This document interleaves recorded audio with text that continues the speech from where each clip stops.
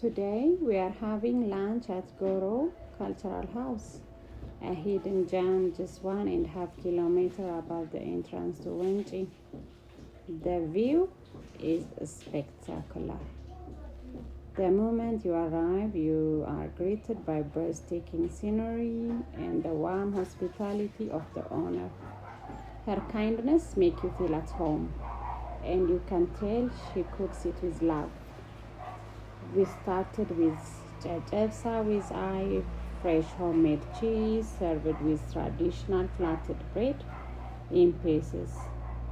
Then came to chororsa, the homemade cheese, the pure cream butter, and the incredible flavor were so delicious that they almost made us forget the amazing view.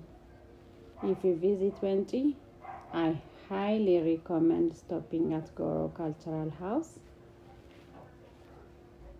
Come from the spectacular views, stay for the unforgettable food, and experience authentic Oromo cuisine.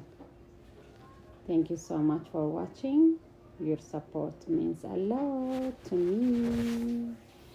ወደ ወንጪ ስትጓዙ ማለት ነው ወገኖች ከወንጪ መግቢያው ዋናው መግቢያ ሰርክሏ የለችም ከዛ ወደ ላይ ለዳን 2 ኪሎ ሜትር ሄዳችሁ ይሄንን ቤት ታገኙታላችሁ ማለት ነው ምግቡ አንዱ ምግብ ጮሮርሳ ለስድስት ሰው ይበቃል እኛ ኤክሰርሳይዝ ለማድረግ ከዛ በፊት ቂጣ ፍርፍር ነው ጨጨብሳ ስፔሻል የሆነ ጨጨብሳ በልተን ይሄንን ሩቡን አልበላነው በቃ ያፈሰሰችው ቅቤ እንደዚህ ወርቅ ይፍሰስላት ሌላ ምንም አይደል she is the best በጣም she is super kind እናት ነገር ናትና please visit this place thank you for watching አመሰግናለሁ